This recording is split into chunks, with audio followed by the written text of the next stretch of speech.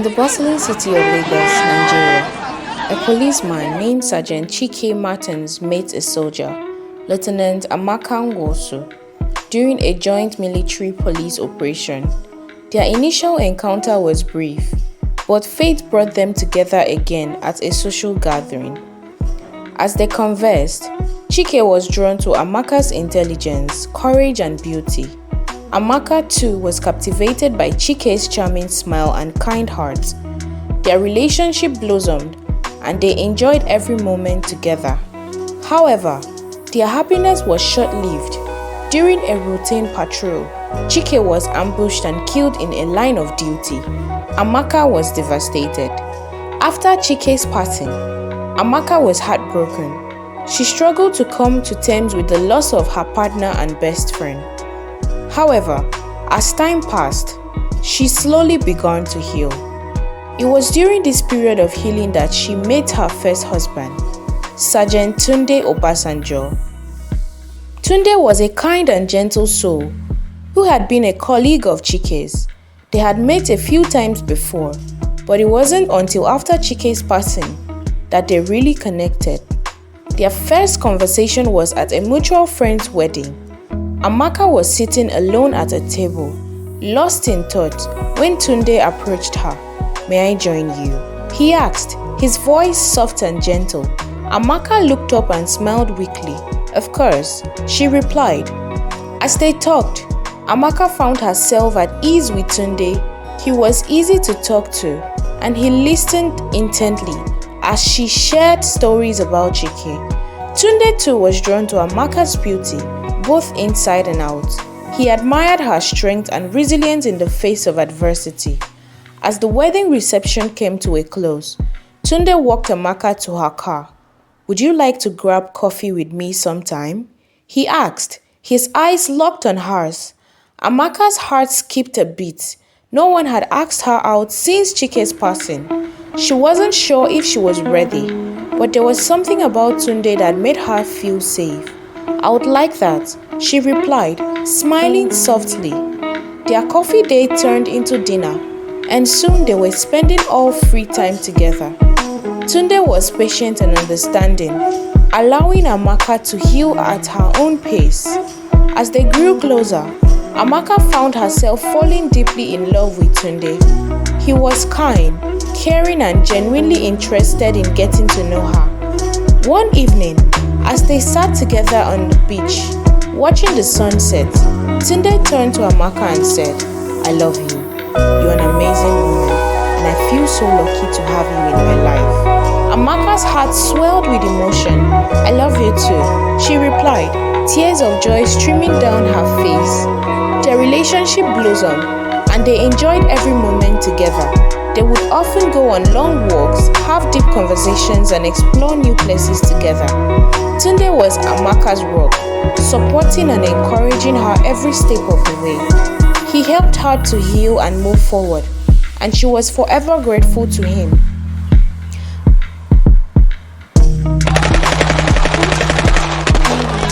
Tragically, their happiness was short-lived. Tunde was killed in the line of duty, leaving Amaka heartbroken once again. As she grieved the loss of her beloved husband, Amaka couldn't help but wonder what the future held for her. Would she ever find love again? Or would the pain of losing Tunde forever be etched in her heart?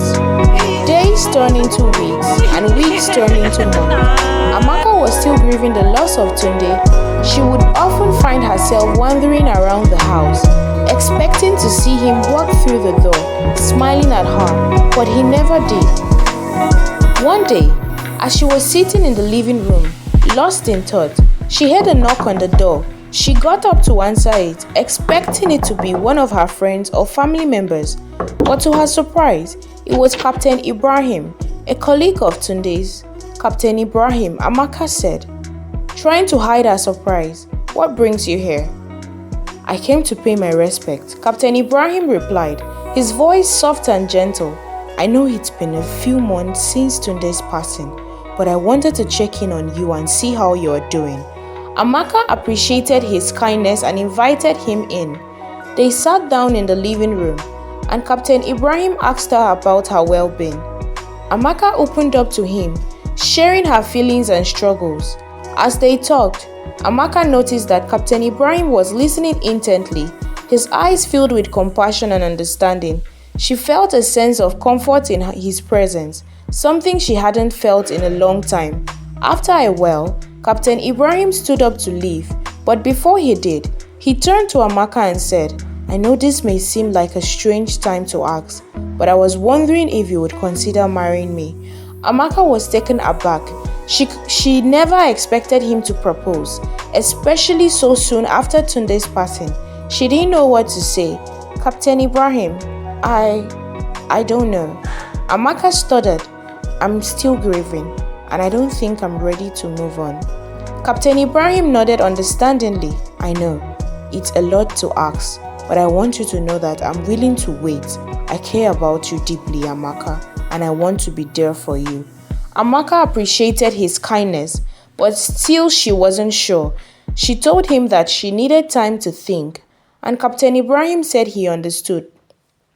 Over the next few weeks, Captain Ibrahim continued to visit Amaka, bringing her foods and flowers.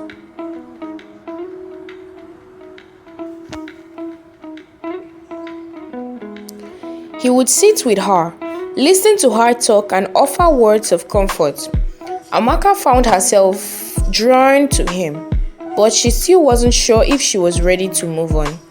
It wasn't until 5 years later, when Amaka had finally begun to heal, that she agreed to marry Captain Ibrahim. The wedding was a small, intimate affair, with only close friends and family in attendance. As Amaka walked down the aisles, she couldn't help but think of Tunde. She wondered what he would say if he knew she was marrying again. Would he be happy for her, or would he feel betrayed? Amaka pushed the thought aside and focused on the present. She looked at Captain Ibrahim, who was smiling at her with tears in his eyes.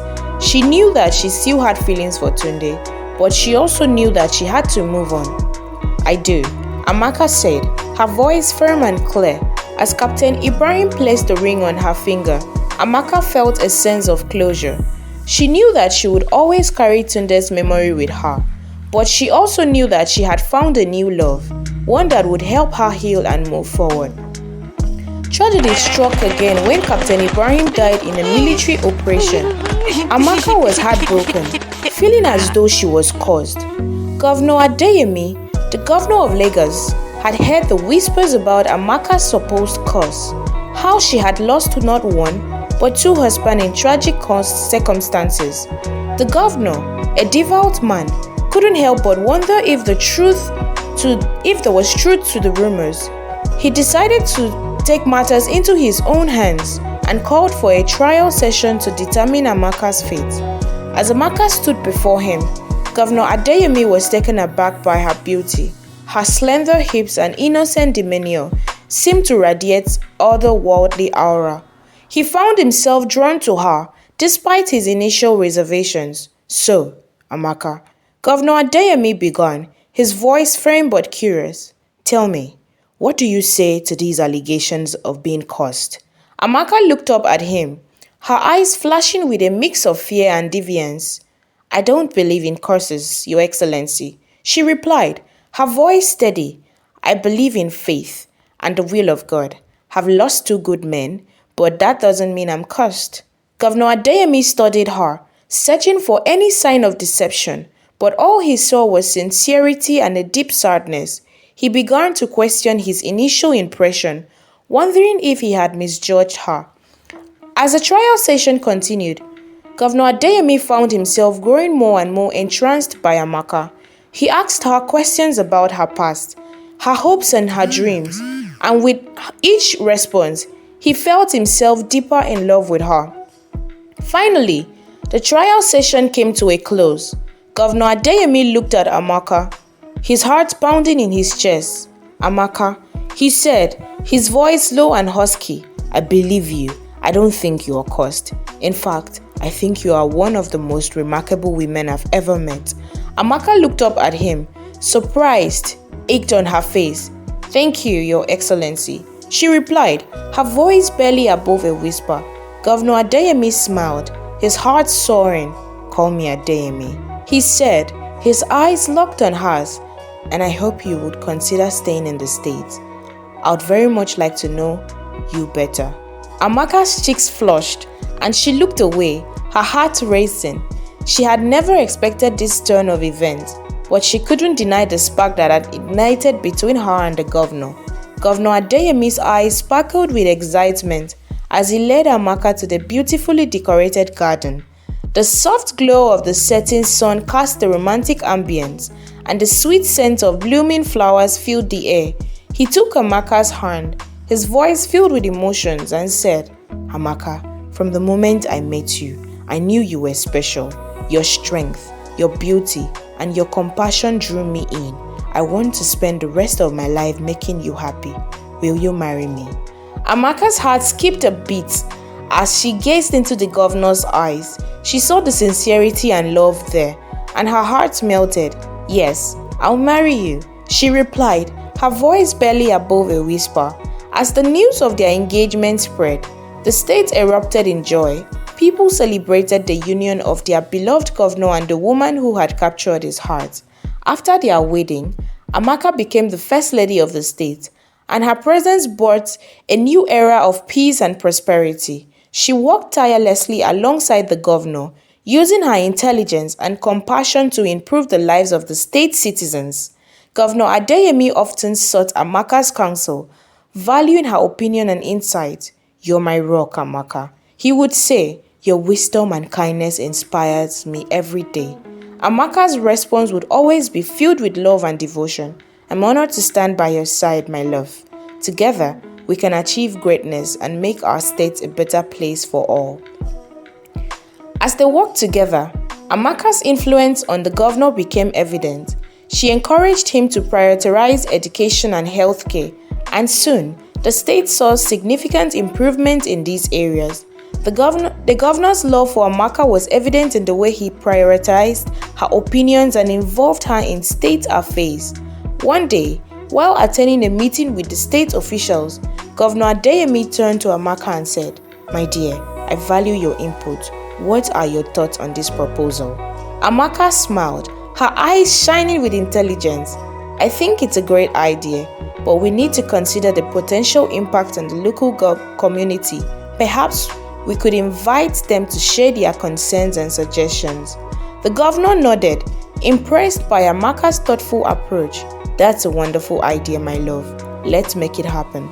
As the meeting concluded, Governor Adeyemi turned to Amaka and whispered, "You're not only my wife, but also my partner in every sense of the word. I'm grateful to have you by my side." Amaka's heart swelled with love and appreciation. She knew that she had found her soulmate in the governor, Adeyemi, and she was excited to see the amazing thing they would achieve together.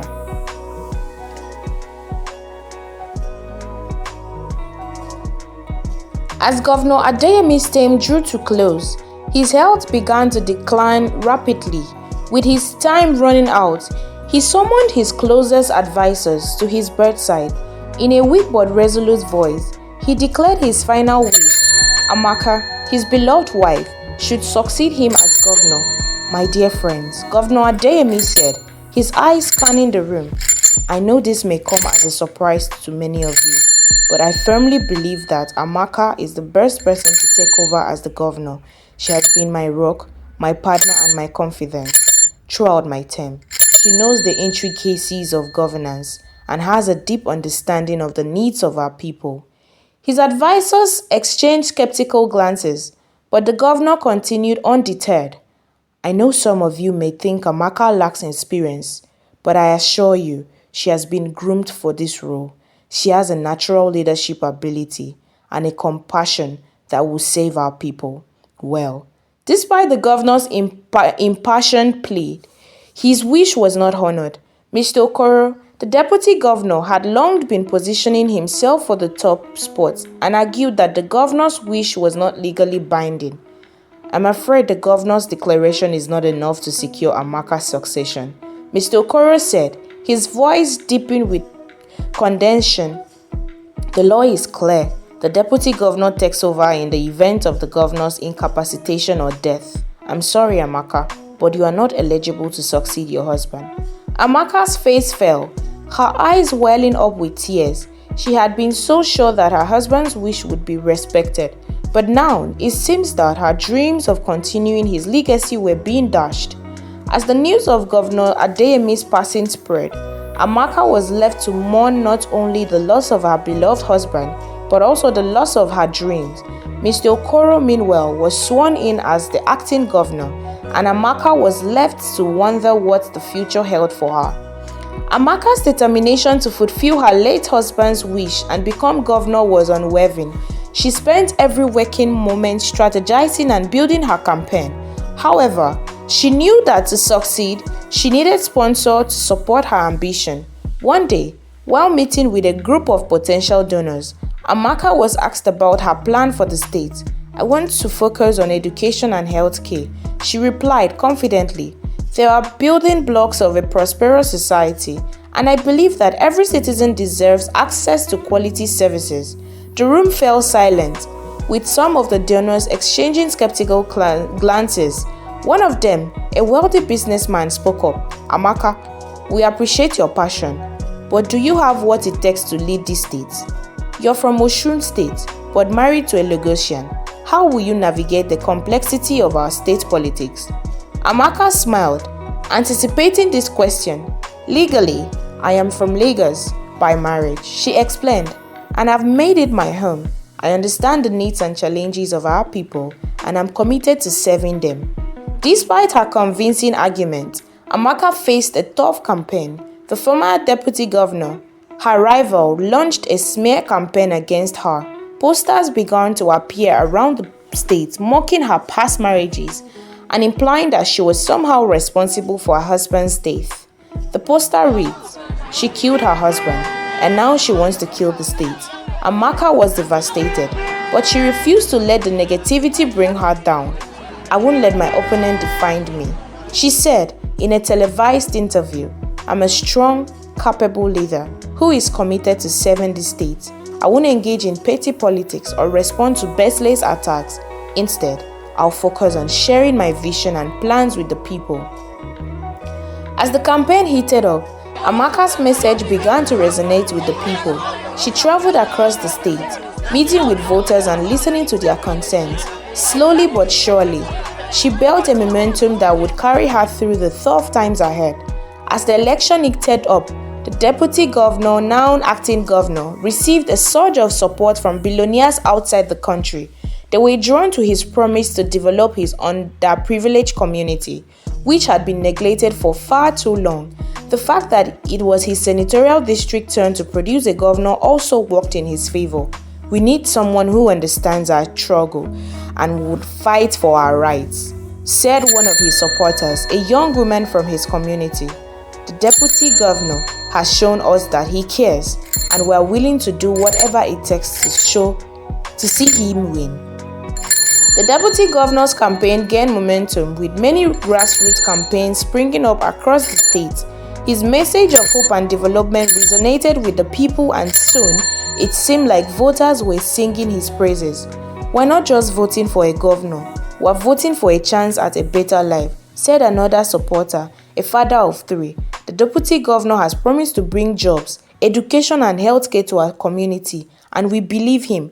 However, Amaka's campaign was not going down without a fight. Despite the challenges she faced, she remained determined to fulfill her late husband's wish and become governor. "I know it won't be easy, but I'm willing to fight for what I believe in," Amaka said in a televised interview. "I have a vision for this state, and I'm confident that I can make a real difference in people's lives." As the election drew near, tension rose, and the outcome was far from certain. Would the deputy governor and acting governor popularity and billionaires' backing be enough to secure his victory? Or would Amaka's determination and vision for the state win out in the end? The people would soon decide. Thank you for tuning in to be part of this gripping tale. Please don't forget, the thrilling conclusion will come in the second part. coming in soon to this channel. Remember to like for more engaging stories, comment with your thoughts and predictions, subscribe for exclusive content, hit the notification button to stay updated. We can't wait to share.